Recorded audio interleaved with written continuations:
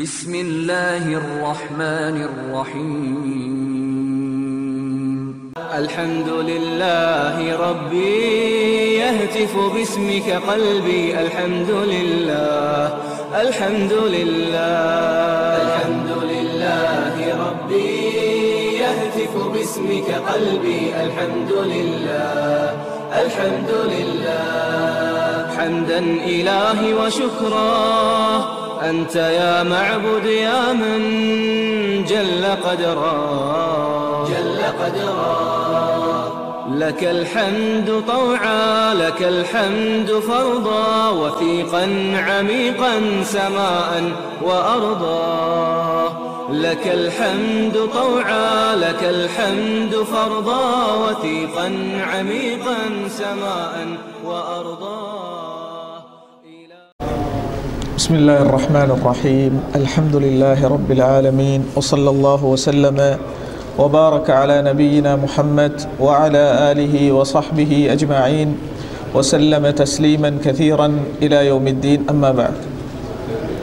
மதிப்புக்குரிய சகோதரர்களே, அல்லாஹ்வின் அருளால் நாம் இந்த இடத்திலே இரண்டாவது நாளாகவும் மார்க்கத்தில் முக்கியமான ஒரு விஷயத்தை தெரிந்து கொள்வதற்காக அல்லாஹ்வினுடைய மாளிகையிலே பள்ளிவாயிலே உட்கார்ந்திருக்கிறோம். நேற்றைய தினம் இஸ்லாத்தை விட்டும் வெளியேற்றக்கூடிய ஒரு மனிதனுடைய இஸ்லாத்தை பாதிக்கக்கூடிய அம்சங்களில் முக்கியமான முதல் 2 விஷயங்களையும் நேற்று விரிவாக நாம் இந்த இடத்திலே தெரிந்து கொண்டோம். இன்றைக்கு மிகுதியாக இருக்கின்ற 8 விஷயங்களையும் ரொம்ப விரிவாக இல்லாமல் ஓரளவு விளக்கத்துடன் 1 மணி நேரத்துக்குள் முடித்துக் கொள்ளலாம்னு நினைக்கிறேன்.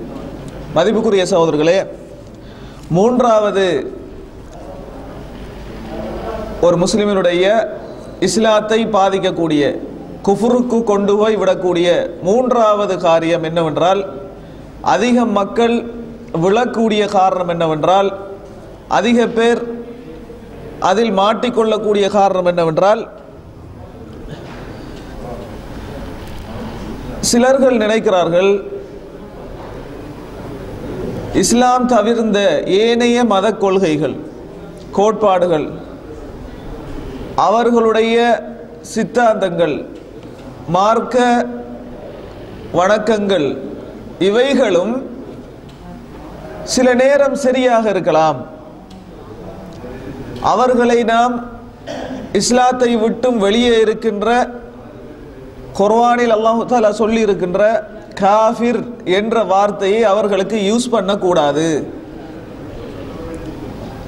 அப்படி என்றால் அந்த எம்மதமும் சம்மதம் போலவும் சில முஸ்லிம்கள் அப்படி நினைத்து விடுகிறார்கள்.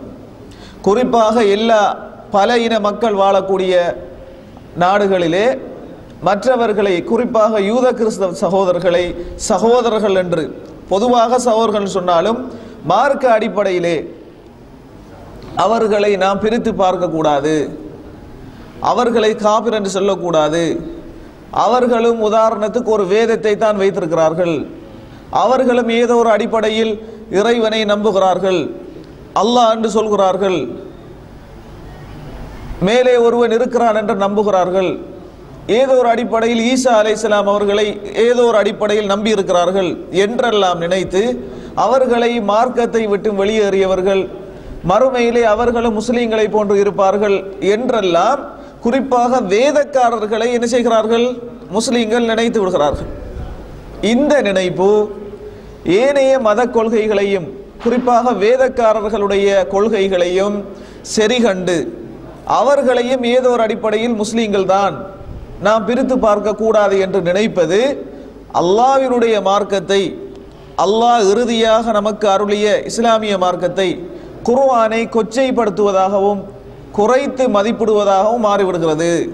எனவே அல்லாஹ் யாரை காபிர்கள் என்று சொன்னானோ, யார் இஸ்லாமிய வட்டத்துக்குள் விட்டும் வெளியிலே இருக்கிறார்கள் என்று குர்ஆனில் சொல்லியிருக்கிறானோ அவர்கள் இஸ்லாத்தை விட்டும் வெளியே தான் இருக்கிறார்கள்.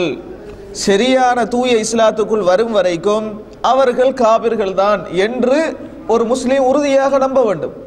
அந்த விஷயங்களில் விட்டு கொடுப்பு இருக்கக்கூடாது. நீங்களும் சுவர்க்கத்தில் இருப்பீர்கள் தான், நீங்களும் ஒரு வகையில் சரியாகத்தான் இருக்கும். இப்படியெல்லாம் ஒரு முஸ்லிம் நம்பாமல் உறுதியாக அவனுடைய இஸ்லாம் தான் சரி என்று இருக்க வேண்டும். கொள்கையில் விட்டு கொடுப்பு இருக்கக்கூடாது. ஒரு அந்நிய சகோதரர்களுடன் சேர்ந்து பழகலாம், கொடுக்கல் வாங்கல் வைத்துக் கொள்ளலாம், அவர்களோடு ஒரு சமாதான முறையிலே சகோதரத்துவ முறையிலே வாழலாம், அவர்களுக்கு எல்லா விஷயங்களும் உதவியாக இருக்கலாம், எல்லா நடவடிக்கைகளையும் சேர்ந்து கொள்ளலாம். ஆனால் மார்க்கம் என்று வந்துவிட்டால், கொள்கை என்று வந்துவிட்டால் அதிலும் சேரக்கூடாது. நீங்களும் ஒன்றுதான் நாமும் ஒன்றுதான் என்று ஒரு முஸ்லிம் இருக்கக்கூடாது. அப்படி இருந்தால் அது அவனை இஸ்லாத்தை விட்டு வெளியேற்றிவிடும். உதாரணமாக பாருங்கள், வேதக்காரர்களை அல்லாஹ் குர்ஆனிலே புகழ்ந்தும் சொல்லியிருக்கிறான், அதே நேரம் அவர்களை காபிர்கள் என்று சொல்லியிருக்கிறான்.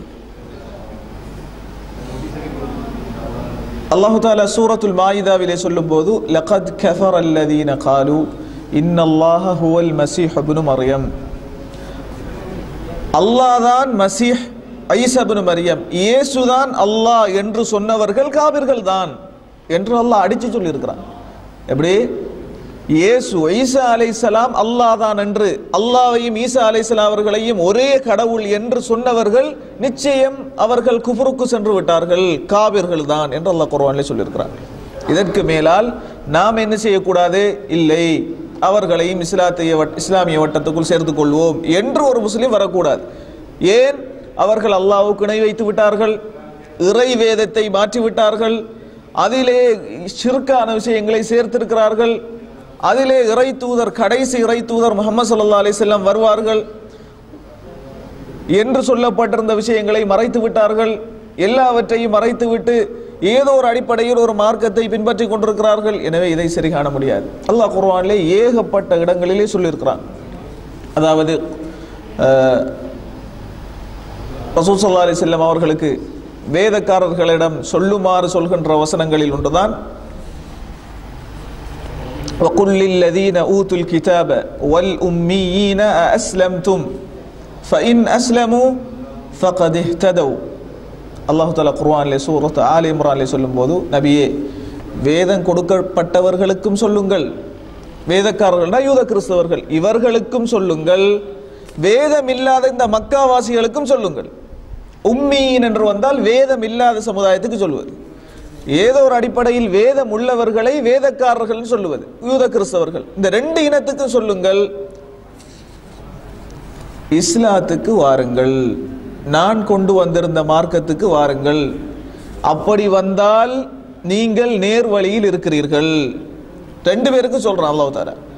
நீங்கள் இந்த இஸ்லாத்துக்கு வந்தால், நான் சொல்லியிருக்கின்ற கொள்கைக்கு வந்து விட்டால் நீங்கள் சரியான வழியில் இருக்கிறீர்கள். அப்படி இல்லை என்றால் நீங்கள் வழி தவறியவர்கள், எல்லோரும் காபிர்கள் தான் என்று குர்ஆனிலே மிக தெளிவாக அல்லாஹ் தஆலா வேதம் கொடுக்கப்பட்டவர்கள், வேதம் கொடுக்கப்படாத சாதாரணமான மக்கள் இரண்டு பேரும் நபி அவங்கட அந்த இஸ்லாத்துக்குள், அவங்கட கொள்கைக்குள், அவங்க கொண்டு வந்த மார்க்கத்துக்குள் வரவில்லை என்றால் அவர்கள் காபிர்கள் தான் என்று தெளிவாக குர்ஆனிலே சொல்லியிருக்கிறார். எனவே பிரித்து விளங்கிக் கொள்ள வேண்டும். இஸ்லாம் அல்லாத சகோதரர்களுடன் சேர்ந்து வாழ்வது, கொடுக்கல் வாங்கல் செய்வது, நல்ல நட்பண்புகளுடன் நடந்து கொள்வது வேறு. அதை இஸ்லாம் வலியுறுத்துகிறது. ஆனால் அதற்காக என்ன செய்யக்கூடாது? கொள்கையிலும் அவர்கள் உண்டுதான், அவர்களும் ஏதோ ஒரு வகையில் வேதத்தை வைத்திருக்கிறார்கள், இறை தூதரை நம்புகிறார்கள் என்று கொள்கையிலும் சமரசம் செய்யக்கூடாது. இஸ்லாம் என்பது தனிப்பட்ட மார்க்கமாகும், தனி அடையாள சின்னமாகும், அதை மாசுபடுத்தக்கூடாது. அப்படி ஒருவர் செய்தால் அவருடைய ஈமான இஸ்லாத்தை அது பாதித்துவிடும். மதிப்புக்குரிய சகோதரர்களே, எந்த அளவுக்கு நபி அவங்க சொன்னாங்க என்று கேட்டால், மூசா அலைஹிஸ்ஸலாம் இந்த உயிரோடு இருந்தால், இப்போது சொல்றாங்க, மூசா அலைஹிஸ்ஸலாம் இப்போது உயிரோடு இருந்தால், மூசா அலைஹிஸ்ஸலாம் அவர்கள் தனிப்பட்ட இறை தூதர் என்பதற்காக என்னை விட்டு அவர்கள் தனி வழியில் செல்ல முடியாது, நான் காட்டிய வழியில் தான் மூசா அலைஹிஸ்ஸலாம் அவர்களும் இருந்தே ஆக வேண்டும் என்கிறாங்க. ஒரு வாதத்துக்கு வச்சுக்கொள்வோம், நபி அவங்க சொல்றாங்க, லவ் கான மூசா ஹய்யன், இப்ப மூசா அலைஹிஸ்ஸலாம் உயிரோடு இருந்தாலும், ஏன் மூசா அலைஹிஸ்ஸலாம் அவங்கள சொல்றாங்க, ஏன் மற்ற நபிமார்களை சொல்லல? ஏனென்றால் மூசா அலைஹிஸ்ஸலாம் அவர்கள்தான் நபி அவங்களுக்கு முந்தின நபிமார்களில் மிக முன்னணியில் இருப்பவர்கள். மிக அல்லாஹ்வினுடைய பார்வையில் மிக முக்கியமான அந்தஸ்துள்ள நபி ரசூல் தான் மூசா அலைஹிஸ்ஸலாம். அப்படிப்பட்ட ரசூல் என்னுடைய உம்மத்தில் உயிரோடு இருந்தாலும் அவரும் என்னை பின்பற்றாமல் வேறு வழி அவருக்கு கிடையாது என்கிறாங்க. அப்ப என்னுடைய மார்க்கம் தான் இறுதியான மார்க்கம், என்னை பின்பற்றியாக வேண்டும், என்னை இறை தூதர் என்று ஏற்றுக்கொண்டே ஆக வேண்டும். அல்லாஹ் தஆலா குர்ஆனிலே சூரத்துல் பக்ராவினுடைய கடைசி வசனத்திலே சொல்கிறான், ஆமனர் ரசூலு, நபியை உங்களை சொல்லும் போது இந்த இறை தூதர் அவருக்கு அருளப்பட்ட, நபியை உங்களை பார்த்து சொல்றான் அல்லாஹ் தஆலா, இந்த இறை தூதர் அவர்களுக்கு அருளப்பட்ட வேதத்தையும் நம்புகிறார்கள், விசுவாசிக்கிறார்கள், விசுவாசிகளும் விசுவாசிக்கிறார்கள். எல்லோருமே அல்லாஹ்வையும் அவனுடைய வேதங்களையும் அவனுடைய தூதர்களையும், ஒரு இறை தூதர் அல்ல, எல்லா இறை தூதர்களையும் விசுவாசிக்கிறார்கள். இறை தூதர்களுக்கு மத்தியிலே அவர்கள் பாரபட்சம் காட்ட மாட்டார்கள், இறை தூதர்களை வித்தியாசப்படுத்தி பார்க்க மாட்டார்கள், எல்லோரும் இறை தூதர்கள் என்று நம்புவார்கள் என்று நபி அவங்களையும் சஹாபாக்களான விசுவாசிகளையும் அல்லாஹ் குர்ஆனிலே சொல்கிறான். அப்ப அவங்களோட தனிப்பெரும் அடையாளம் என்ன? இறை தூதர்களுக்கு மத்தியிலே வித்தியாசப்படுத்தி பார்க்க மாட்டார்கள். இறை தூதர்களுக்கு இடையில் வித்தியாசப்படுத்துவதில்லை என்றால் என்ன அர்த்தம்? நாம் நபி அவங்களை மட்டும்தான் பின்பற்றுவோம், நமக்கு நபி முஹம்மது ஸல்லல்லாஹு அலைஹி வஸல்லம் அவர்கள் மட்டும்தான், ஈசா அலைஹிஸ்ஸலாம் அவர்களை நம்ப மாட்டோம், மூசா அலைஹிஸ்ஸலாம் அவர்களை பற்றி நமக்கு தேவையில்லை என்று நபி அவங்களோட உம்மத்தினர்கள் இருக்க மாட்டார்கள். வித்தியாசப்படுத்தி பார்க்க மாட்டார்கள், பாரபட்சம் காட்ட மாட்டார்கள், எல்லோரும் அல்லாஹ்விடமிருந்து வந்தவர்கள் தான் என்று ஏற்றுக்கொள்வார்கள். அப்ப நீங்க ஏனைய உதாரணமாக கிறிஸ்தவர்களுடைய வேதத்தை எடுத்து பார்த்தால் அதில் ஈசா அலைஹிஸ்ஸலாம் அவர்களுக்கு மட்டும் அவர் என்று வந்திருக்கும், ஏனைய நபிமார்களுக்கெல்லாம் அவன் என்று வந்திருக்கும். அப்ப என்ன நடக்கிறது? அங்கு பாரபட்சம் காட்டப்படுகிறது. ஏனையவர்கள் ஒரு மாதிரியும் ஈசா அலைஹிஸ்ஸலாம் அவர்கள் ஒரு பெரிய அந்தஸ்து உள்ளவர்கள் மாதிரியும் அந்த மக்கள் பார்க்கிறார்கள். குர்ஆன் சொல்கிறது அப்படி வித்தியாசப்படுத்தி பார்க்க மாட்டோம். எனவே மதிப்புக்குரிய சகோதரர்களே, இஸ்லாமிய கொள்கைக்கு முரண்படுகின்ற எல்லோருமே இஸ்லாத்துக்கு வெளியில் இருக்கிறார்கள். அந்த கொள்கையில் சமரசம் ஒரு முஸ்லிம் செய்யக்கூடாது. அப்படி எம்மதமும் சம்மதம், எல்லா மதத்தினர்களும் ஒன்றுதான் என்று ஒரு முஸ்லிம் நினைத்தால் அவன் இஸ்லாத்தை விட்டு வெளியேறி விடுகிறான். மீண்டும் அவன் தௌபா செய்து இஸ்லாத்துக்குள் வர வேண்டும். இந்த கொள்கையை சரி செய்து கொண்டு, இந்த தவறை திருத்திக் கொண்டு மீண்டும் இஸ்லாமிய வட்டத்துக்குள் வர வேண்டும் என்பதை நாம் இந்த மூன்றாவது விஷயமாக புரிந்து கொள்ள வேண்டும். அடுத்ததாக இது ஒரு முக்கியமான விஷயம். நாலாவது, சிலர்கள் நினைக்கிறார்கள் இந்த இஸ்லாமிய மார்க்க சட்டங்கள் எல்லாம், நபியவங்க போதிச்ச சுன்னத்துக்கள் எல்லாம், போதனைகள் எல்லாம், அது இந்த காலத்துக்கு சரி வராது. இது முஸ்லீம்களுக்கு மத்தியில் அநேகமான ஆக்கள் எப்படியான ஆக்கள் நினைப்பாங்க என்றால், மேற்கத்திய கலாச்சாரத்தில் பாதிக்கப்பட்டு சடத்துவவாதம் உள்ளத்திலே அப்படியே வேரூன்றி போய் இந்த உலக இன்பங்களிலே மதிமயங்கி போய் ஈமானை விட்டும் இஸ்லாத்தை விட்டும் குர்ஆனுடைய பிரகாசத்தை விட்டும் தூரமாகி போன மக்கள் எப்படி நினைக்கிறார்கள் என்று கேட்டால், நபியவங்களோட வழிகாட்டல்கள் குர்ஆன் எல்லாம் அது ஒட்டக காலத்துக்கு தான் சரி, எப்படி ஒட்டகம் மேய்க்கிற காலத்துக்கு தான் சரி, இந்த காலத்துக்கு சரி வராது என்று நினைக்கின்ற முஸ்லீம்கள் இப்போதும் வாழ்ந்து கொண்டுதான் இருக்கிறார்கள். அவர்கள் வெளிப்படையில் முஸ்லீமாக பிறந்து விட்டதால் ஏன் பள்ளிக்கு வரவில்லை என்று மக்கள் கேட்பார்கள் என்பதற்காக, ஏன் ஜும்மாவுக்கு வரவில்லை என்று கேட்பார்கள் என்பதற்காக, ஏன் பெருநாள் தொழுகைக்கு வரவில்லை என்று கேட்பார்கள் என்பதற்காக வருகிறார்கள். அவர்களுடைய உள்ளம் இஸ்லாத்திலே இப்படிப்பட்ட சந்தேகங்களை உள்வாங்கிய நிலையில் தான் இருக்கின்றன. இப்படிப்பட்ட மக்களில் கணிசமானவர்கள் குறிப்பாக அந்நிய கலாச்சாரத்தால், குறிப்பாக மேற்கத்திய ஷைத்தானிய கலாச்சாரத்தால், கட்டுக்கடங்காத கலாச்சாரத்தால், கட்டுப்பாடற்ற கூடாது, இது கூடாது என்ற அந்த வேர்டை அவர்களுடைய அகராதியிலிருந்து தூக்கி வீசி விட்டார்களே, அந்த சமுதாயத்தின் கலாச்சாரத்தால் பாதிக்கப்பட்டவர்கள். இந்த சமுதாயத்துக்கு கூடாது என்கிற வேர்டு அவங்களோட காமூஸில், அவங்களோட டிக்ஷனரியில் கிடையாது. எல்லாமே கூடும். அப்ப இப்படிப்பட்ட கலாச்சாரத்தால் பாதிக்கப்பட்டவர்கள் என்ன நினைக்கிறார்கள் என்று கேட்டால், எல்லாம் வல்ல அல்லாஹ்வால் என்ன நடக்கும் என்பதை, எது நடக்கும், எப்படி நடக்கும் என்பதை தெளிவாக புரிந்து வைக்கின்ற அந்த இரட்சகன் அருளிய வேதத்தை இவர்களுடைய இப்படிப்பட்ட அற்பமான அறிவால் இது இந்த காலத்துக்கு பொருந்தாது நினைக்கிறார். இது ஒட்டக காலத்துக்கு தான் பொருந்தும் என்று நினைக்கிறார். இப்படி ஒரு முஸ்லிம் நினைப்பானாக இருந்தால், அதை கொள்கையாக ஏற்று வாழுவானாக இருந்தால், வெளிப்படையில் அவன் தொழுதாலும் வெளிப்படையில் ஜகாத்து கொடுத்தாலும் அவன் உண்மையான இஸ்லாத்தில் இல்லை, அவன் குஃபுருக்கு நெருக்கமாக இருக்கிறான் என்பதை புரிந்து கொள்ள வேண்டும்.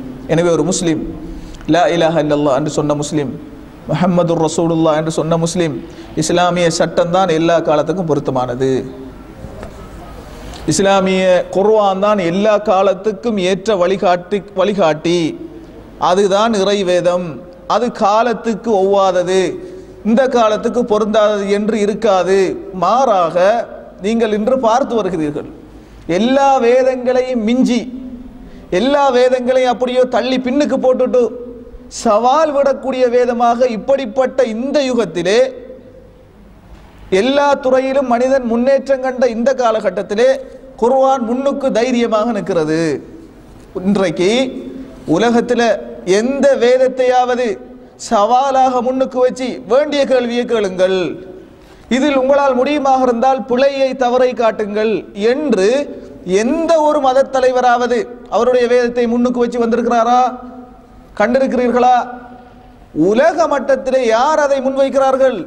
முஸ்லீம்கள் தான் முன்வைக்கிறார்கள். இதோ குர்ஆனை படியுங்கள், சந்தேகம் இருந்தால் கேளுங்கள், ஆய்வு செய்து பாருங்கள். மாறாக எல்லாருடைய குற்றச்சாட்டுகளுக்கும் தெளிவான பதிலை கொடுத்து தோல்வி அடைய வைத்த ஒரு வேதம் இருக்குமா இருந்தால் குர்ஆனாக தான் இருந்து கொண்டிருக்கிறது. எனவேதான் ஒரு குறிப்பிட்ட காலத்திலே மேற்குலக நாடுகளிலே இஸ்லாமே இல்லாமல் இருந்தது. குறிப்பிட்ட காலத்துக்கு முன்னால் அந்த இஸ்லாம் அங்கு சென்று குழந்தையாக இருந்தது. இப்போது அந்த குழந்தை நடமாட ஆரம்பித்திருக்கிறது. யார் யாரெல்லாம் அந்த கலாச்சாரத்தால் தாக்கப்பட்டு இஸ்லாம் பொருந்தாது என்று நினைத்தார்களோ, குறிப்பிட்ட வருடங்களுக்கு முன்னால் அவர்கள் தோல்வி அடைவார்கள், இயல்பாகவே தமது நிலைப்பாடை மாற்றிக்கொள்வார்கள். மதிப்புக்குரிய சகோதரர்களே, எனவேதான் எந்த ஒரு முஸ்லிமும் இஸ்லாமிய மார்க்கம் இந்த காலத்துக்கு சரி வராது, நபி அவங்க அப்படி நினைக்க கூடாது. அப்படி நினைத்தால் அதை சீர் செய்து கொள்ள வேண்டும். என்னுடைய அறிவுக்கு இது வெட்டவில்லை, ஆனால் எல்லாவற்றையும் அறிந்த அல்லாஹ் இதை சொல்லிவிட்டான் என்பதற்காக உறுதியாக நம்ப வேண்டும். மதிப்புக்குரிய சகோதரர்களே, ஒரு சட்ட ஒரு விதியை நீங்கள் புரிந்து கொள்ளுங்கள். இஸ்லாமிய மார்க்கம் புத்திக்கு பொருந்தாததை சொல்லாது. இஸ்லாமிய மார்க்கம் அறிவுக்கு பொருந்தாததை சொல்லாது. ஆனால் எல்லோருடைய அறிவும் தடுமாறுகின்ற விஷயங்களை சொல்லும். உங்களுடைய அறிவு தடுமாறக்கூடிய விஷயங்களை அது சொல்லும். ஏன்? அது எல்லாம் வல்ல அல்லாஹ்விடமிருந்து வந்திருக்கிறது. அவனுடைய சக்தி வல்லமையால் இந்த வேதம் அருளப்பட்டிருக்கிறது. அல்லாஹ் தஆலா குர்ஆனை பற்றி சொல்லும்போது அன்ஸலஹு பிஇல்மிஹ், அல்லாஹ்வினுடைய அறிவாற்றலால் இந்த வேதம் அருளப்பட்டிருக்கிறதுங்கிறார். எனவே அந்த அறிவாற்றலுக்கு முன்னால் உங்களுடைய அறிவாற்றலை கொண்டு போய் மோதாதீர்கள். நீங்கள் விசுவாசிகள், அடியார்கள் என்ற வகையிலே அவன் சொல்லுவதை கேளுங்கள். மதிப்புக்குரிய சகோதரர்களே, இந்த விஷயத்திலே ஒரு மனிதன் உறுதியாக இருக்க வேண்டும். அப்படி சந்தேகம் வந்தால் அவன் அல்லாஹ்விடம் இஸ்திக்பார் செய்தவனாக, ஷைத்தானிடமிருந்து பாதுகாப்பு தேடியவனாக மீண்டும் அவனுடைய கொள்கையை சீர் செய்து கொள்ள வேண்டும். இது இன்றைய காலகட்டத்திலே அதிகமாக இருக்கிறது. ரசூல் ஸல்லல்லாஹு அலைஹி வஸல்லம் எப்படி சொன்னார்கள் என்றால், இந்த இஸ்லாம் நான் கொண்டு வந்திருக்கின்ற அந்த பூரண மார்க்கம், இதுக்கு உதாரணம் என்ன தெரியுமா? இதற்கு உதாரணம் ஒரு கட்டடத்தை போல. அந்த கட்டடத்திற்கு அதை பார்க்க வருகின்ற எல்லோருமே அந்த கட்டடத்தை பார்த்து ஆச்சரியப்படுகிறார்கள். எவ்வளவு அழகாக இருக்கிறது! இஸ்லாத்துக்கு நபி அவங்க உதாரணம் சொல்றாங்க. இந்த பில்டிங் எவ்வளவு அழகாக இருக்கிறது, எவ்வளவு அழகாக கட்டப்பட்டிருக்கிறது என்று பார்த்து கொண்டிருக்கின்றவர்கள் ஒரே ஒரு இடத்தில் பார்க்கிறார்கள். அங்கு வைக்கப்பட வேண்டிய கல் வைக்கப்படாமல் அந்த இடம் வெற்றிடமாக இருக்கிறது. எல்லோரும் பார்க்கிறார்கள், சொல்கிறார்களாம், இந்த கல்லும் வைக்கப்பட்டிருந்தால் இந்த பில்டிங் உடைய கதையே வேறு, இதனுடைய இடமே வேறு என்று சொல்லிக் கொண்டிருக்கிறார்களாம். இப்ப நபி அவங்க சொல்றாங்க, அந்த கல் தான், அந்த இடத்தை நிரப்ப வந்தவன் தான் நான் என்கிறான். அப்ப நான் கொண்டு வந்திருக்கின்றது இஸ்லாமிய மார்க்கம் குறை கிடையாது, எந்த குறையும் இல்லை. குறை இருப்பது போன்று மக்கள் நினைத்தார்கள், என்னுடைய வருகை மூலமாக அது நிவர்த்தி செய்யப்பட்டு விட்டது, எந்த குறையும் கிடையாதுங்கிறார். எவ்வளவு எப்படிப்பட்ட உதாரணத்தை சொல்லியிருக்கிறார்கள். எனவேதான் ஒரு முஸ்லீம் அல்லாஹ்வினுடைய சட்டத்துக்கு முன்னால் முழுமையாக அடிபணிய வேண்டும். அது அவனுடைய மனசுக்கு விருப்பம் இல்லை என்றாலும் சரி, அவனுடைய பகுத்தறிவுக்கு அது எட்டவில்லை என்றாலும் சரி, அல்லாஹ் சொல்லிவிட்டான் என்பதை நம்பினால் மாத்திரம்தான் உண்மையான இஸ்லாத்தில் இருக்க முடியும் என்பதை புரிந்து கொள்ள வேண்டும். இது ஒரு விஷயம். அடுத்ததாக ஐந்தாவது விஷயம், சிலர்கள் என்ன செய்கிறார்கள் என்று கேட்டால், ஒரு வகையான வெறுப்புணர்வை வெளிப்படுத்துவார்கள். இப்ப நீங்க பார்க்கலாம், இஸ்லாமிய குற்றவியல் சட்ட விஷயங்கள். இப்ப கிட்டத்தில் இலங்கையைச் சேர்ந்த ஒரு ஹவுஸ்மேட் என்ன செய்தார்கள் என்று கேட்டால், மரண தண்டனை வழங்கினார்கள். அந்த மரண தண்டனை என்ன அடிப்படையில் வழங்கப்பட்டது என்பது வேறு விஷயம். ஆனால் இந்த சட்டத்தை அதிகமான மக்களுக்கு அதை உள்ளத்தால ஏற்றுக்கொள்வதற்கு மனசு இல்லை. ஏனைய மக்களுடன் சேர்ந்து இப்படியும் மார்க்கம் சொல்ல வேண்டுமா, இந்த சட்டம் காட்டு மிராண்டித்தனமான சட்டம் போன்றிருக்கிறது, இப்படி மரண தண்டனை வழங்கலாமா, இப்படி பெண்களுக்கு செய்யலாமா, இதை இஸ்லாம் சொல்கிறதா என்றெல்லாம் இந்த சட்டத்தை ஒரு வெறுப்புணர்வுடன் மக்கள் நோக்கினார்கள், முஸ்லீம்களும் நோக்கினார்கள். மதிப்புக்குரிய சகோதரர்களே, இப்படி ஒரு மனிதன் அல்லாஹ் அருளிய ஒரு சட்டத்தை, அல்லாஹ் அருளிய ஒரு விதிமுறையை, அவனுடைய வசனம் சொல்கின்ற ஒரு தீர்ப்பை விசுவாசிகள் இந்த உணர்வுடன் பார்த்தால், வெறுப்புணர்வை அந்த சட்டத்துக்கு முன்னால் வெளிப்படுத்தினால், அவர்களுடைய இஸ்லாத்தை அது பாதித்து விடுகிறது. அவர்களுடைய ரப்புக்கு முன்னால் உன்னுடைய தீர்ப்பு எமக்கு சரி வராது, வேண்டாம் என்று நீங்கள் சொல்கிறீர்கள். ஆனால் நீங்கள் சொன்ன கலிமாவுக்கும் உங்களுடைய நிலைப்பாட்டுக்கும் முரண்படுகிறது, எனவே அது பாதித்து விடும், உங்களை வெளியேற்றி விடும். எனவே அல்லாஹ் ஒரு சட்டத்தை சொல்லிவிட்டால் அது எமது மனசுக்கு பாரமாக இருந்தாலும் ரப்பிடம் இருந்து வந்து விட்டது, எனவே அதில் ஹைர் இருக்கும், நலவு இருக்கும். அல்லாஹ் தஆலா சொல்கிறான், கொலைக்கு பதிலாக கொலை செய்தவனை பழிக்கு பழி தீர்ப்பது, அதிலேதான் உங்களுடைய எதிர்காலம் உண்டு, ஏனைய உயிர்களை பாதுகாப்பதற்கான சிறந்த வழி அதுதான். இல்லை என்றால் எல்லோரும் தைரியப்பட்டு இந்த உலகிலே கொலைகள் அதிகரித்து விடும். எனவே அட்டூழியக்காரர்கள் அடங்குவதற்காக, தைரியப்படாமல் இருப்பதற்காக இதை நிறைவேற்றுங்கள் அல்லாஹ் சொல்லியிருக்கிறான், படைச்சவன் சொல்லியிருக்கிறான். அல்லாஹ் தஆலா குர்ஆனில் சொல்கிறான், அலா யஅலமு மன் ஹலக், உங்களை படைச்சவனுக்கு தெரியாதா உங்களுக்கு எப்படி சட்டம் சொல்ல வேண்டும் என்று? உங்களை அவன் செய்திருக்கிறான், வடிவமைத்திருக்கிறான், உங்களை பற்றிய முழு டீடைல்ஸும் செஞ்சவனான அவனுக்கு தெரியும், படைச்சவனான அவனுக்கு தெரியும். அவன் சொல்கிறான், இந்த சட்டம் தான் உங்களுக்கு பொருத்தம். இப்ப நாம வந்து கொண்டு இல்லை எனக்கு இந்த சட்டம் பொருத்தம் இல்லை என்று சொல்லுவது படைத்த ரப்பை மறுப்பதாக மாறிவிடுகிறது, உங்களது இஸ்லாத்தை பாதித்து விடுகிறது. எனவே ஒரு மனிதன் அல்லாஹ்வினுடைய சட்டத்தை வெறுப்புணர்வுடன் நோக்கக்கூடாது. அப்படி வெறுப்புடன் செய்தால் கூட அந்த வணக்கம் ஏற்றுக்கொள்ளப்படாது. அல்லாஹ் தஆலா அல் குர்ஆனிலே சொல்கிறான், வமா கான லிமுஃமினின் வலா முஃமினத்தின் இதா கதல்லாஹு வ ரசூலுஹு அம்ரன் ஐயகூன லஹுமுல் ஹியரத்து மின் அம்ரிஹிம். உண்மையான விசுவாசி எப்படி இருப்பான் என்றால், உண்மையான விசுவாசியான ஆணும் பெண்ணும் அல்லாஹ்வும் அவனுடைய தூதரும் இதுதான் தீர்ப்பென்று சொல்லிவிட்டால் அவர்களுக்கு மாற்று கருத்து இருக்காது. எப்படி? அவர்களுக்கு இதுவல்ல இதுதான் சரி என்ற ஒரு நிலைப்பாடு வராது. இதுதான் சரி என்று அதற்கு அடிபணிகிறார்களே அவர்கள் தான் உண்மையான விசுவாசிகள் என்று அல்லாஹ் குர்ஆனில் சொல்லியிருக்கிறார். எனவே வெறுப்புணர்வுடன் மார்க்க சட்டங்களை நோக்குவது ஈமானை பாதிக்கிறது என்பதை நாம் புரிந்து கொள்ள வேண்டும். அடுத்ததாக இது ஐந்தாவது. ஆறாவது, மார்க்க விஷயங்களை கேலி செய்வது, நையாண்டி செய்வது. இதை நான் சுருக்கமாக சொல்கிறேன். நீங்கள் இன்றைக்கு பார்க்கலாம், சில விஷயங்களை, மார்க்க விஷயங்களை சிலர்களால் செய்ய முடியாது. ஏன்? அது அவர்களால் அதை அமல்படுத்த முடியவில்லை. அது அவருக்கும் அல்லாஹ்வுக்கும் இடையில் உள்ள விஷயம். அல்லாஹ் நாடினால் அவரை தண்டிப்பான், அவன் நாடினால் விரும்பினால் மன்னித்து விடுவான்.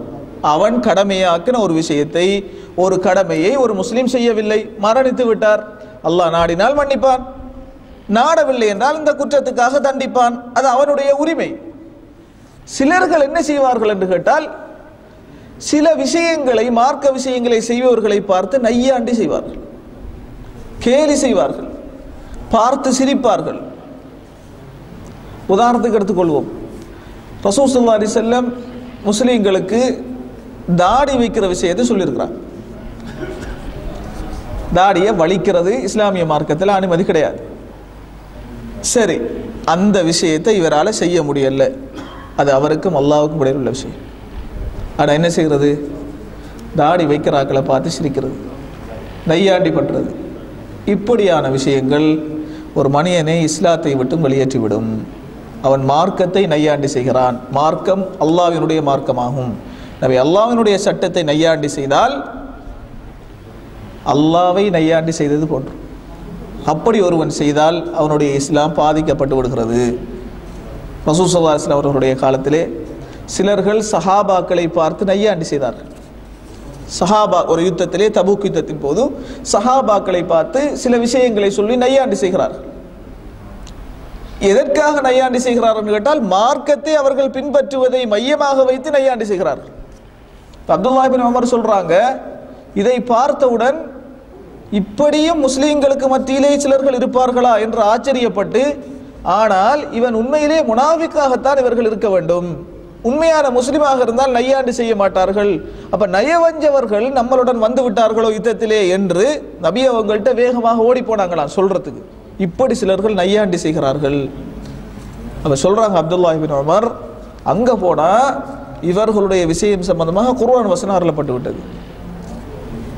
அப்ப எவ்வளவு டேஞ்சரான விஷயம். மார்க்க விஷயத்தை நையாண்டி செய்யக்கூடாது. மதிப்புக்குரிய சகோதரர்களே, அல்லாஹ் தஆலா குர்ஆனிலே சொல்கிறான், வல இன் சஅல்தஹும், இந்த வசனம் தான் அருளப்பட்ட வசனம்.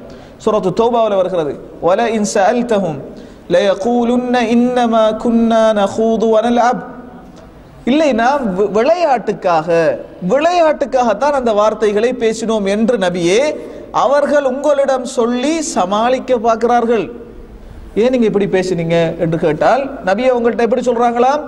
விளையாட்டுக்கு பேசினோம். மார்க்கத்தில் விளையாட்டா? அல்லாஹ்வினுடைய சட்டத்தில் உங்களுக்கு விளையாட்டா? உங்களுக்கு மத்தியில் விளையாடி கொண்டா வேறு விஷயம். உங்களை படைச்சவனுடைய உங்களுக்கு விளையாட்டா? மார்க்க விஷயத்தை மதிக்க கூடாதா? இதிலேயும் நீங்கள் கையெடுப்பீர்களா? இந்த விளையாட்டு சரி வராது, இது ஈமானுக்கு பாதிப்பு. எனவே அல்லாஹ் தஆலா குர்ஆனில் சொல்கிறான், நபியே நீங்கள் ஏன் இப்படி சொன்னீர்கள் என்று நீங்கள் கேட்டபோது அவர்களுடைய பதில் எப்படி இருந்தது? நாம் விளையாட்டுக்கு பேசினோம். அல்லாஹ் தஆலா சொல்கிறான், லா தஅததிரு, இப்போது சமாளிக்க வர வேண்டாம், பேசிவிட்டு இப்போது சமாளிக்க வர வேண்டாம் என்று நபியை நீங்கள் சொல்லுங்கள்.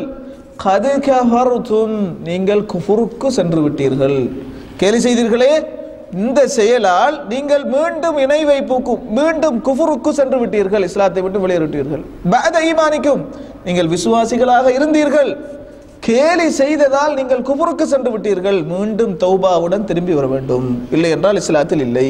அப்ப கேலி செய்வது அல்லாஹ்வையோ, சிலர்கள் கவிதை எழுதும் போது சில கவிஞர்கள் பாருங்கள் கடவுள்களை எல்லாம் ஒரு வகையாக கேலி செய்து கொண்டு போவார்கள். இது கவிஞர்களுடைய விளையாட்டு. எனவேதான் கவிதையை இஸ்லாம் அவ்வளவு தூரம் வரவேற்கவில்லை. நபி அவங்களுக்கு கவிதை பற்றிய அறிவு இருக்கவில்லை, கவிதை நபி அவங்களுக்கு அவசியமும் இல்லை என்று அல்லாஹ் குர்ஆனில் சொல்லியிருக்கிறான். எனவே கவிதை எழுத தொடங்கினால் ஒரு மனிதன் சுய நினைவை இழந்து விடுவான். எனவேதான் கவிஞர்களுடைய விளையாட்டுகளை நீங்கள் பார்க்கிறீர்கள், கடவுள்களை கூட விட்டு வைக்க மாட்டார்கள், நையாண்டியாக பேசிவிட்டு போய் விடுவார்கள். எனவேதான் மதிப்புக்குரிய சகோதரர்களே, இதெல்லாம் ஒரு இஸ்லாமிய மார்க்கத்திலே ஒரு முஸ்லிம் இப்படியெல்லாம் இருக்கக்கூடாது. அல்லாஹ்வை உரிய முறையில் மதிப்பவர்களாக இருக்க வேண்டும். அல்லாஹ்வினுடைய பகுதியில் எதுவும் மாசுபடுத்தக்கூடாது. அல்லாஹ்வை உரிய முறையில் கண்ணியப்படுத்துவர்களாக முஸ்லிம்கள் இருக்க வேண்டும் என்பதை இந்த இஸ்லாமிய மார்க்கம் நமக்கு சொல்லித் தருகிறது. எந்த அளவுக்கு கண்டு கேட்டால், ரசூல் ஸல்லல்லாஹு அலைஹி வஸல்லம் அவங்க ஒரு முறை ஹுதுபா ஓதுறதுக்கு பயிற்சி அளிக்கப்படுகிறது. அவங்க சபையில பிரசங்கம் செய்வதற்கு பயிற்சி வழங்கப்படுகிறது, மார்க்கத்தை மக்களுக்கு எட்டி வைப்பதற்கு. இப்ப அங்கிருந்த ஒரு ஆள் ஹுதுபா பிரசங்கத்தை ஆரம்பிப்பதற்கு அந்த அஷ்ஹது அல்லா இலாஹ இல்லல்லாஹ் இப்படி சொல்லுவாங்கல்ல, அதை சொல்கிறார். அப்ப சொல்கிறாரு, எப்படி சொல்றார் என்று கேட்டால், மன் யுதிஇல்லாஹ வ ரசூலஹு ஃபகத் ரஷத், யார் அல்லாஹ்வுக்கும் அவனுடைய தூதருக்கும் கட்டுப்படுகிறாரோ அவர் வெற்றி பெற்று விட்டார், நேர் வழியில் இருக்கிறார். இந்த அடி சரி. இரண்டாவது அடியை எப்படி சொல்கிறார் என்று கேட்டால் வமையா அசுஹிமா, அவ்விரண்டு பேருக்கும் யார் மாறு செய்கிறார்களோ அவர்கள் வழிகட்டு விட்டார்கள். நபி அவங்களுக்கு இந்த வார்த்தை கேட்குது. எப்படி சொல்றாரு? ஒமையா அசுஹிமா, அவ்விரண்டு பேருக்கும் யார் மாறு செய்கிறார்களோ என்று பேசுகிறார். நபி அவங்களுக்கு இந்த வார்த்தை கேட்குது. இதுல என்ன பிள்ளை இருக்குது? அவ்விரண்டு பேருக்கு யார் மாறு செய்கிறார்களோ என்றால் அதுல எந்த தவறும் கிடையாது. வெளிப்படையிலே ஏதாவது தவறு விளங்குதா? விளங்கவில்லை. அவ்விரண்டு பேரும் யாரு? யாரு? அல்லாஹ்வும் அவருடைய தூதரும். எந்த பிழையும் இல்லை. ஆனால் ரசூல் ஸல்லல்லாஹு அலைஹி வஸல்லம் அல்லாஹ்வை உரிய முறையில் கண்ணியப்படுத்துவதற்கு, அவர்களுடைய ரப்பை உரிய முறையில் மகத்துவப்படுத்துவதற்கு, அவனுடன் எந்த வகையிலும் யாரையும் கொண்டு போய் இணைக்க கூடாது என்பதற்காக ரொம்ப கவனமாக இருப்பார். இந்த இடத்துல என்ன தவறு நடந்திருக்கிறது? உள்ரங்கமான ஒரு தவறு இருக்கிறது. என்ன? அவ்விரண்டு பேரும் என்று சொல்வதற்கு நான் யார்? அல்லாஹ்வுடன் இணைத்து என்னை சொல்வதற்கு நான் யார்? நான் உங்களுக்கு மத்தியிலே சிறப்புக்குரியவன், அல்லாஹ்வுக்கு முன்னால் அடிமை. சொன்னாங்க பிஸல் ஹதீபு அன்த, அந்த மனுஷரை பார்த்து சொன்னாங்க நீ மிக மோசமான பிரசங்கி என்றாங்க, மோசமான பேச்சாளர் என்றாங்க. அல்லாஹ்வுடன் என்னை இணைத்து விட்டீரா? வெளிப்படையில் தவறு கிடையாது. ஆனா நபி அவங்க அல்லாஹ்வுக்கு முன்னால் அவனை எந்த அளவுக்கு மகத்துவப்படுத்த வேணுமோ அந்த அளவுக்கு மகத்துவப்படுத்தி இருக்கிறார். இந்த அளவுக்கு நமக்கு ரப்புடைய விஷயத்தில் மார்க்கம் சொல்லி தந்திருக்கிறது என்றால் இன்றைக்கு எப்படியெல்லாம் நடக்கிறது, எப்படியெல்லாம் மக்கள் பேசிவிடுகிறார்கள். எனவே இது ஈமானை பாதிக்கும் என்பதை நாம் புரிந்து கொள்ள வேண்டும். அடுத்ததாக மதிப்புக்குரிய சகோதரர்களே, ஏழாவது விஷயம் என்ன? சூனியம். சூனியம் மார்க்கத்தை விட்டும் வெளியேற்றிவிடக்கூடிய செயல். சூனியம் செய்வது, சூனிய விஷயங்களில் ஈடுபடுவது, இந்த செயலை செய்பவர்கள் இஸ்லாத்தை விட்டு வெளியேறி விடுவார்கள். ஏனென்று கேட்டால் அது தனி குஃப்ரோடு சம்பந்தப்பட்ட விஷயம். சூனியம் என்பதே ஷிர்க் இல்லாமல் நடக்காது.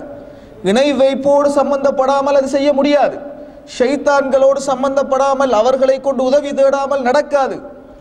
எனவே சூனிய விஷயத்தில் ஈடுபடுபவர்கள், சூனியக்காரர்கள் இஸ்லாத்தை விட்டு வெளியேறி விடுகிறார்கள். ரசூல் ஸல்லல்லாஹு அலைஹி வஸல்லம் அவர்கள் அபூ ஹுரைரா ரலியல்லாஹு அன்ஹு அவர்கள் அறிவிக்கின்ற செய்தியிலே சஹீஹ் முஸ்லிமில் இடம்பெற்றிருக்கிறது. நபி அவங்க சொல்றாங்க, உங்களை அழித்து நாசமாக்கக்கூடிய பெரும்பாவங்களை உங்களுக்கு சொல்லட்டுமா? அல்லாஹ்வின் தூதரே சொல்லுங்கள். நபி அவங்க சொன்னாங்க, முதலாவது இணை வைப்பாகும், இரண்டாவது சூனியமாகும், சூனியம் செய்வதாகும் என்கிறாங்க. சூனியத்தில் ஈடுபடுவது, அதை செய்வது ஒரு மனிதனை இஸ்லாத்தை விட்டு வெளியேற்றிவிடும். பாருங்க, ஷிர்க்குக்கு அடுத்ததாக எது இருக்கிறது? சூனியம் இருக்கிறது. இரண்டும் ஒன்று. ரெண்டையும் நபி அவங்க கிட்ட சொல்லியிருக்கிறாங்க. இரண்டும் ஒன்று. சூனியம் என்பது அது வெளிரங்கமாக பகுத்தறிவு ரீதியாக உலக அடிப்படையில் சிந்தித்தால் அதை ஏற்றுக்கொள்ள முடியாது. உலக காரணங்களோடு இணைத்து சூனியத்தை பார்த்தால் அதை ஏற்றுக்கொள்ள முடியாது. சிஹர் என்றாலே மறைவான விஷயங்களுக்கு தான் சிஹர் என்ற வேர்டை பாவிப்பது. இப்ப நபி அவங்க சொல்றாங்க, பேச்சில் சூனியம் இருக்கிறது என்கிறாங்க. எப்படி? பேச்சில் சூனியம் இருக்கிறது. அது எப்படி? அது பேச்சில் சூனியம் இருக்கிறது?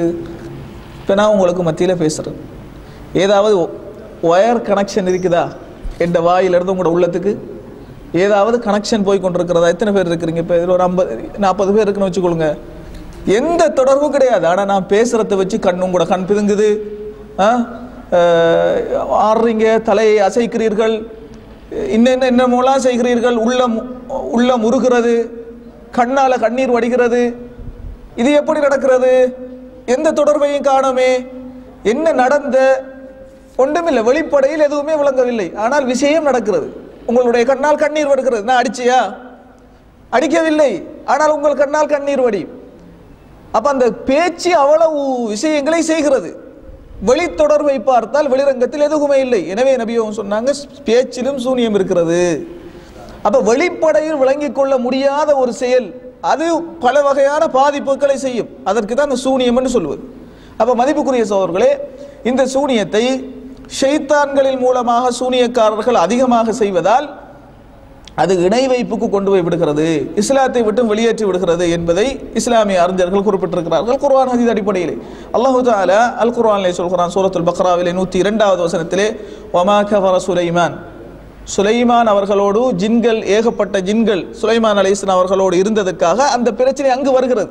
சுலைமான் அலைஹிஸ்ஸலாம் அவர்களுடைய மரணத்துக்கு பின்னால் வமா கஃபர சுலைமான், அல்லாஹ் தஆலா சொல்கிறான், சுலைமான் அலைஹிஸ்ஸலாம் குஃப்ருக்கு போய்விடவில்லை, வலக்கின்ன ஷயாத்தீன கஃபரு, ஷைத்தான்கள் தான் குஃப்ருக்கு சென்றார்கள், இஸ்லாத்தை விட்டு வெளியேறினார்கள்.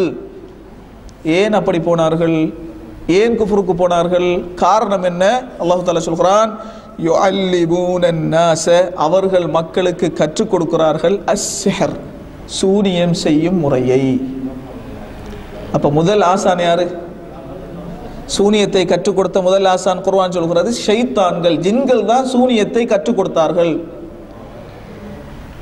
அப்ப மதிப்புக்குரிய சகோதரர்களே, அப்ப அசல் சூனியத்தினுடைய கல்வி ஷைத்தான்களிடம் இருந்துதான் பெற்றிருக்கிறார்கள். அப்ப எனவே அல்லாஹ் தஆலா சொல்கிறான், ஷைத்தான்கள் குஃப்ருக்கு போனார்கள். காரணம் என்ன? சூனியத்தில் ஈடுபட்டதால். அப்ப சூனியம் என்பது மிக மோசமான செயலாக இருக்கிறது. அல்லாஹ் தஆலா ரசூல் ஸல்லல்லாஹு அலைஹி வஸல்லம் புகாரியிலே இந்த சூனியக்காரர்களுடைய விஷயத்தை சொல்கிறார், சாத்திரக்காரர்களுடைய விஷயத்தை ரசூல் ஸல்லல்லாஹு அலைஹி வஸல்லம் தெளிவுபடுத்துகிறார்கள். எப்படி நடக்க போற விஷயங்களை சொல்கிறார்கள்.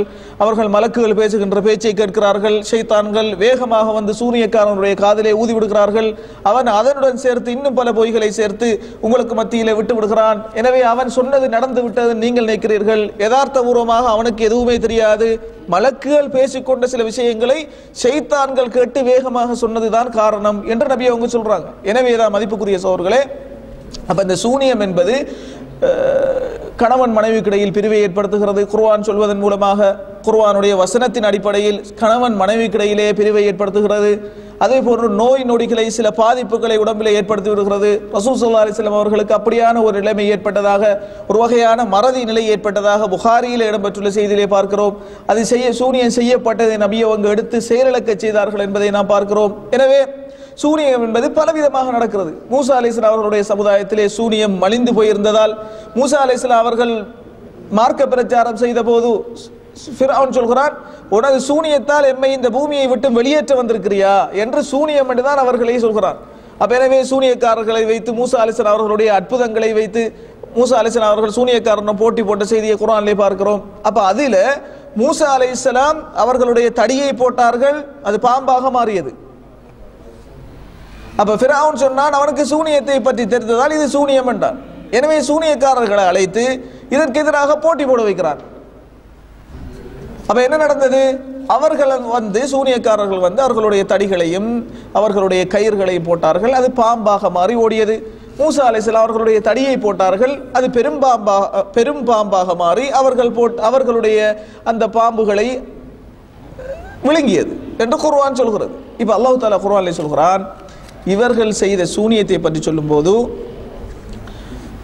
யுஹையலு இலைஹி மின் சிஹ்ரிஹிம் அன்னஹா தஸ்ஆ, சூரத்து தாஹாவிலே சொல்லும் போது யுஹையலு இலைஹி மின் சிஹ்ரிஹிம் அன்னஹா தஸ்ஆ, அவர்களுடைய சூனியத்தின் காரணமாக அவர்கள் போட்ட கயிறுகளும் தடிகளும் பாம்பாக காட்சிப்படுத்தப்பட்டது. அப்ப மூசா அலைஹிஸ்ஸலாம் அவர்களுக்கு எப்படி விளங்கும் என்றால், இந்த சூனியத்துடைய பாதிப்பை பாருங்கள். அல்லாஹ் தஆலா சொல்கிறான், சூனியத்தின் காரணமாக, சும்மா போட்ட அந்த தடியாகத்தான் விளங்கும். சூனியத்தோடு அதை இணைத்து போட்டதால் மூசா அலைஹிஸ்ஸலாம் அவர்களுக்கு பார்வைக்கு அது பாம்பாக தோன்றியது. இதுக்கு சொல்லுவாங்க ஸஹ்ருத் தஹீல். இது வந்து ஒரு வகையான கண்ணை கட்டி விடுகின்ற சூனியம். நமது கண்ணுக்கு அப்படி தோன்றும். அந்த சூனியம் அப்படி ஒரு முறை இந்த பூமியிலே இருக்கிறது. அல்லாஹ்வுடைய நாட்ட பிரகாரம் அது நடக்கிறது. அல்லாஹ் தஆலா அதையும் சொல்லி இருக்கிறான், என்னுடைய நாட்ட பிரகாரம் அது நடக்கிறது. அல்லாஹ் இந்த பூமியிலே அப்படி வைத்திருக்கிறான். அதை இவர்கள் கண்டுபிடித்து செய்கிறார்கள் ஷைத்தானின் மூலமாக. இது ஒரு விஷயம். அதே போல முடிச்சுக்களில் ஊதுகின்ற முறையும் ஒரு சூனிய முறையாக இருக்கிறது.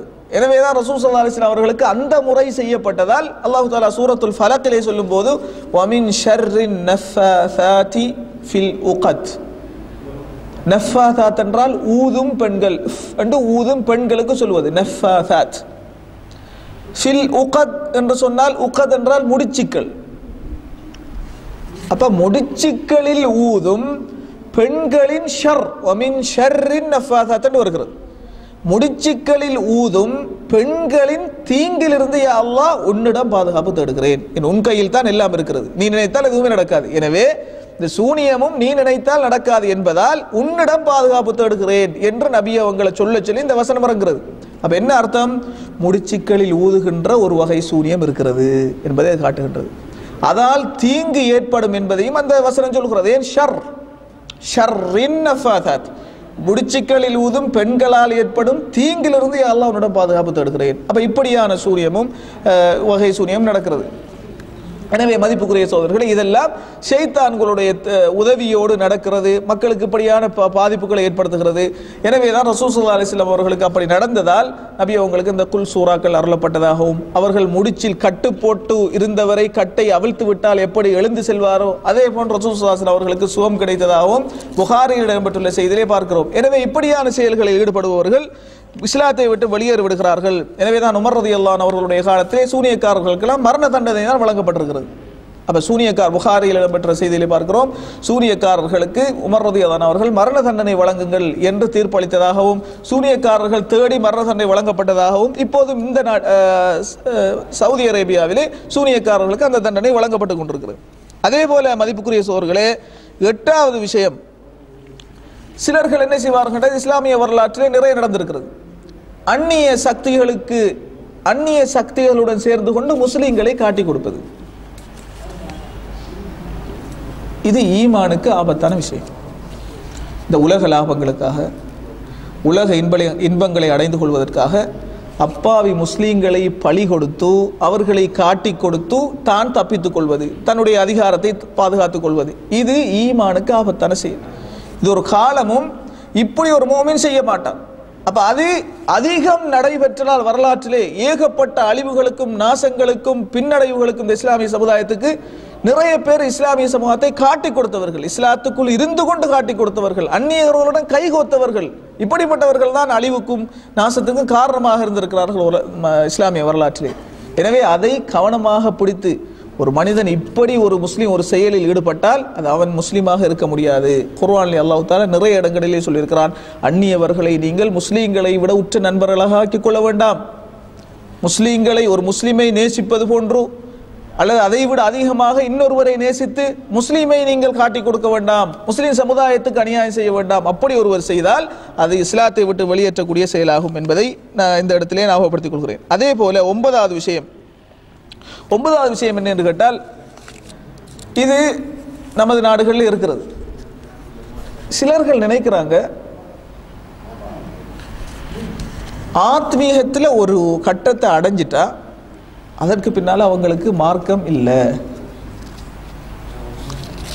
ஒரு கட்டம் இருக்கிறது, அதை அடைந்து விட்டால் அவங்க மார்க்கம் பின்பற்ற தேவையில்லை. அந்த நிலைக்கு போயிட்டா மார்க்கம் தேவையில்லை. மார்க்க மக்களுக்கு, அவங்களுக்கு மார்க்கம் இல்லை. தொழாம இருப்பாங்க. ஏன் தொழலைன்னு கேட்டால் அது ஷேக் தொழ மாட்டாங்க, அவங்களுக்கு அந்த தொழுகை கடமை இல்லை, நம்ம தான் தொழும். அந்நிய பெண்களை பார்த்து ரசித்து கொண்டிருப்பாங்க. இது பார்வையை தாழ்த்த சொல்லி மார்க்கம் சொல்கிறது, அந்நிய பெண்களை பார்க்கக்கூடாதுன்னு சொல்கிறது இல்லை. அது சாதாரணமான முஸ்லீம்களுக்கு. அவங்க ஷேக் பெரிய லெவலில் அடைஞ்சிட்டாங்க அந்த ஈமானில், ஆத்மீகத்தில். எனவே அவங்க பார்வை வேறு. அது இப்படி நடந்திருக்கிறது, நடக்காததை பேசவில்லை. இப்படி சில சிந்தனை உள்ளவர்கள் இருக்கிறார்கள். அதுக்கு சில குர்ஆனில் ஒரு சில விஷயங்கள், எப்படி அல்லாஹ் தஆலா குர்ஆனில் சொல்கிறான், வஅபுது ரப்பக ஹத்தா யஅதியகல் யகீன். இது இந்த சூஃபியாக்கள்கிட்ட அதிகமாக இப்படி நடந்திருக்கிறது. சூஃபித்துவத்தில் ஒரு வகையான கட்டங்களை வைத்துக்கொண்டு ஒவ்வொரு கட்டத்தையும் தாண்டும் போது ஒரு லெவல்.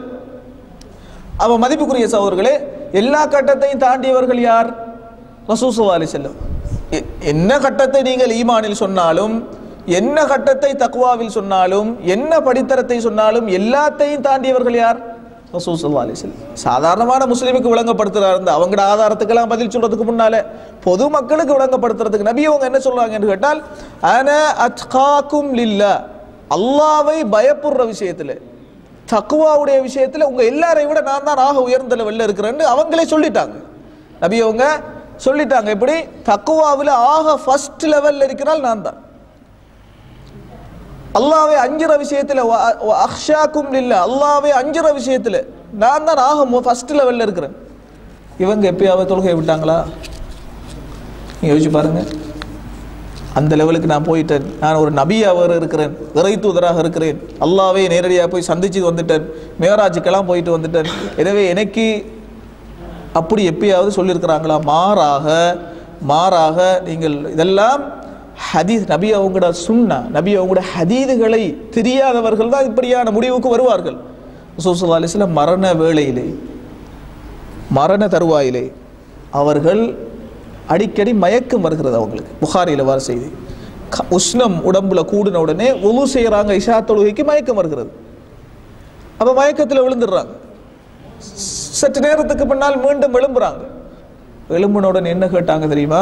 3 தடவை இப்படி நடக்குது. ஒரு நாள் இஷா தொழுகைக்கு உது செய்து கொண்டு நபியவங்க 3 முறை மயங்குகிறார். மயக்கம் தெளியும் போதெல்லாம் நபியவங்க என்ன கேட்கிறாங்கன்னு கேட்டால், அஸல்லன்னாஸ், மக்கள் தொழுவிட்டாங்களா? இல்லை யா ரசூலுல்லாஹ், அவர்கள் உங்களை எதிர்பார்த்து கொண்டிருக்கிறார்கள். அப்போ அவசரமா உது செய்யறாங்க. இல்லை, எனக்கு இப்போ இந்த கட்டத்தில் கூட நபியவங்க தொழுகையை விடவில்லை. எவ்வளவு பெரிய லெவல் அடைஞ்சேன்னு சொன்னவங்க கூட உது செய்ய பார்க்கிறாங்க. அடுத்த பள்ளிக்கு போய் விடுகிறது. எந்த அளவுக்கு அலி ரலியல்லாஹு அவர்கள் அப்பாஸ் ரலியல்லாஹு அவர்களுடைய தோள்களிலே 2 கையை போட்டுக்கொண்டு தன்னுடைய கால் பூமியிலே இழுபட பள்ளிக்குள்ள கொண்டு வந்து ரசூல் ஸல்லல்லாஹு அலைஹி அவர்களை இருப்பாட்டப்படுகிறது. அப்ப இந்த நிலையிலேயாவது நான் உங்களை எல்லாம் விட தக்வா உள்ளவன், இப்ப நான் தொழ தேவையில்லை இருந்தாங்களா?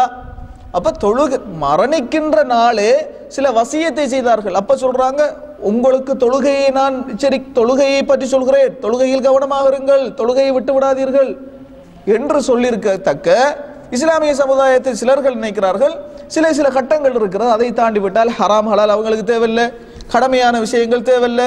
அதான் சொன்ன உடனே ஷேக் என்ன செய்வார் என்று கேட்டால் கதவை திறந்துட்டு அவர் ரூமுக்கு போயிடுவார். முரீதீங்கள் என்ன செய்வாங்கன்னு கேட்டால் பள்ளிக்கு போவாங்க. என்ன ஷேக் வரல? இல்லை, அவங்களுக்கு தேவையில்லை. இப்படியான வழிகட்ட இயக்கங்கள், சிந்தனையாளர்கள் இஸ்லாத்தில் உருவாகி இருக்கிறார்கள். எனவே நாம் வெளித்தோற்றத்தை பார்த்து, தாடி பெரிதாக இருந்தால், ஜுப்பா பெரிதாக இருந்தால், எனவே அவருக்கு அப்படியான விஷயங்கள்லாம் கிடையாது என்று நாம் ஏமாந்து விடக்கூடாது. அல்லாஹ்வுக்கு முன்னால் எல்லோரும் சமமே, அல்லாஹ்வுக்கும் அடியார்களுக்கும் இடையில் எந்த குடும்ப உறவும் கிடையாது. நபி அவங்க சொல்றாங்க, உங்களில் யாராவது அமலில் பிந்து விட்டால், மன் பத்தஅ பிஹி அமலுஹு, உங்களில் யாராவது அமல் செய்யாமல் பிந்தி விட்டால் அவருடைய நெசப், குடும்ப உறவை வைத்து முந்த முடியாது என்கிறாங்க. அப்ப அல்லாஹ்விடத்திலே அமல் தான் எடுபடும். எனவே மதிப்புக்குரிய சோதர்களே, இப்படியான சிந்தனைகள் எல்லாம் குர்ஆனில் ஒரு வசனம் வருகிறது, வஅபுது ரப்பக ஹத்தா யஅதியகல் யகீன். நபியே, யகீன் உறுதி வரும் வரைக்கும் ரப்பை வணங்குவீராக. இந்த குர்ஆனை ஒரு வழிகாட்டலின் அடிப்படையில் குர்ஆனுடைய நடையை புரிந்து விளங்க வேண்டும். தான் தோன்றித்தனமாக விளங்க போனால் இப்படியான வழிகாட்டுக்கு போயிடுவாங்க. அப்ப குர்ஆன் சொல்கிறது, யகீன் வரும் வரைக்கும் ரப்பை வணங்குங்கள். சில வழிகாடர்கள் எப்படி நினைச்சாங்கன்னு கேட்டா, உறுதி, யகீன் என்றா உறுதி வரும் வரைக்கும் தான் வணங்க சொல்லி இருக்கிறான் அல்லாஹ் தஆலா. உறுதி வந்துட்டு அதுக்கு பிறகு தேவையில்லை. அப்ப ஈமானில் ஒரு வகையான ஒரு உறுதி வந்து விட்டால் அதற்கு பின்னால தொழ தேவையில்லை என்று புரிந்து கொண்டார்கள். ஆனால் யகீன் என்று அல்லாஹ் குர்ஆனில் இந்த இடத்தில் சொல்லியிருப்பது உறுதி வரும் வரைக்கும் என்று சொல்லியிருப்பது எதை குறிக்கிறது? மரணம் வரைக்கும் என்பதை அது குறிக்கிறது. ஏனென்று கேட்டால் மரணத்தை யகீன் என்று குர்ஆன் பாவிக்கிறது. வேறு இடத்தில் நீங்கள் பார்த்தால் ஹத்தா அதாஹுமுல் யகீன், அவர்கள் மரணம் வரைக்கும் அப்ப அதே நிலைமையில் தான் இருந்தார்கள் என்று குர்ஆனில் அல்லாஹ் தஆலா சொல்லியிருக்கிறார் இன்னொரு இடத்திலே. அப்ப அந்த இடத்திலே யகீன் என்பதை மரணத்துக்கு பாவித்ததால் அந்த இடத்திலும் மரணம் வரைக்கும் வணங்குங்கள் என்பதுதான் அர்த்தம். அப்ப குர்ஆனை சரியாக புரிய தவறியதால், தான் தோன்றித்தனமாக குர்ஆனை விளங்கியதால் இதை ஆதாரத்துக்கு எடுத்துக்கிட்டாங்க. உறுதி வரும் வரைக்கும் தான் வணங்கணும், உறுதி வந்துட்டால் அங்கால தேவையில்லை. எனவே இது நபியோட நடைமுறைக்கு மாற்றமாக இருக்கிறது. குர்ஆனை சரியாக புரியாதன் காரணமாக இது இருந்திருக்கிறது என்பதை நான் புரிந்து கொள்ள வேண்டும். கடைசியாக என்ன குறிப்பிடுறாங்க கேட்டால், சிலர்கள் 10வது விஷயம், இஸ்லாத்திலே வாழுவார்கள், அவங்களுக்கும் இஸ்லாத்துக்கும் சம்பந்தமே கிடையாது, மார்க்க விஷயங்களில் ஒன்றும் தெரியாது, தொழ மாட்டாங்க, ஜகாத்து கொடுக்க மாட்டாங்க.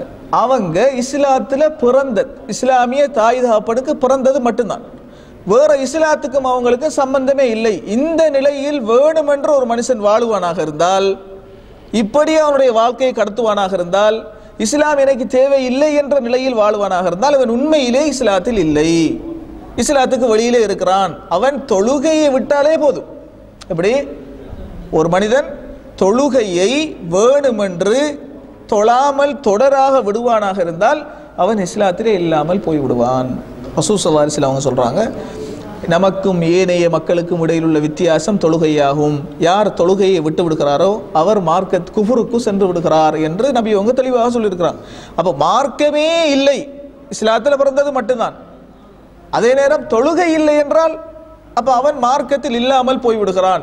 அப்ப எனவே மார்க்கத்தை கற்பது, மார்க்க விஷயங்களை, கடமையான விஷயங்களை தெரிந்து கொள்வது, நபிகளுடைய சுன்னாக்களை படிப்பது, இப்படியான விஷயங்களில் ஒரு மனிதன் கவனம் செலுத்த வேண்டும். ஆக அடிப்படை கல்வி, அடிப்படை கடமைகள், இதுல கூட ஒரு மனிதன் தொடர்பு இல்லாமல் வெறுமனை வாழ்ந்து கொண்டிருந்தால் அது அவனை இஸ்லாத்தை விட்டு தானாகவே வெளியேற்றிவிடும் என்பதை புரிந்து கொள்ள வேண்டும். இப்படியான விஷயங்கள் மதிப்புக்குரிய சகோதரர்களே, இந்த 10 விஷயங்களும் மக்களுக்கு மத்தியிலே அதிகமாக நடைபெறக்கூடிய விஷயங்கள். இல்லை என்றால் ஒரு மனிதன் இஸ்லாத்தை விட்டு வெளியேறக்கூடிய ஏராளமான விஷயங்கள் இருக்கிறது. சில நேரம் ஒரு வார்த்தையால் இஸ்லாத்தை விட்டு வெளியேறி போயிடுவார். ஆனால் அதையெல்லாம் விட இந்த 10 தான் அதிகமாக மக்களுக்கு மத்தியிலே நடப்பதால் இந்த 10 விஷயங்களில் நாம் கவனமாக இருக்க வேண்டும். எமது சகோதரர்களுக்கு இதை ஞாபகப்படுத்த வேண்டும். ஒரு மனிதன் இஸ்லாத்துக்கு வந்து விட்டால் இஸ்லாத்தை விட்டு வெளியேறக்கூடிய விஷயங்கள் இப்படி எல்லாம் இருக்கிறது, ஷைத்தான் இப்படி எல்லாம் நம்மளை ஏமாற்றி விடுவான், அவன் ரொம்ப கவனமாக இருக்கிறான், நம்மளோட உள்ளத்தை ரொம்ப விளையாடுவான். ஒரு மனிதன் அதாவது மாலையிலே முஸ்லீமாக இருப்பான், அதிகாலையிலே அவன் காபிராகத்தான் எழும்புவானுங்கிறாங்க நபி அவங்க. மாலையிலே ஒரு மனிதன் முஸ்லீமாக இருப்பான், மாலையிலே காபிராக இருப்பான், மாலையில் முஸ்லீமாக இருப்பான், காலையில் காபிராக இருப்பான் நபி அவங்க சொல்றாங்க. எப்படி சொல்றாங்க, ஏன் சொல்றாங்கன்னு, அந்த அளவுக்கு இஸ்லாத்தை விட்டு வெளியேறுவார்கள்.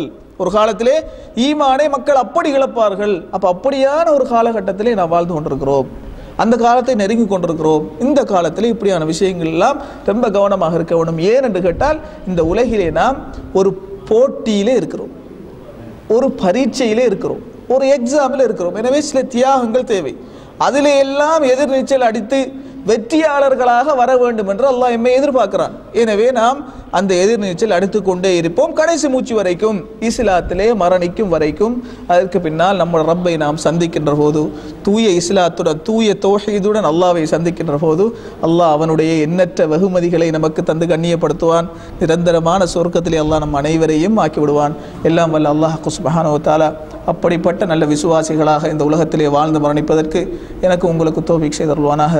ஸல்லல்லாஹு வஸல்லம் வ பாரக அலா நபியினா முஹம்மத் வ அலா ஆலிஹி வ ஸஹ்பிஹி அஜ்மஈன். அல்ஹம்துலில்லாஹி ரப்பில் ஆலமீன்.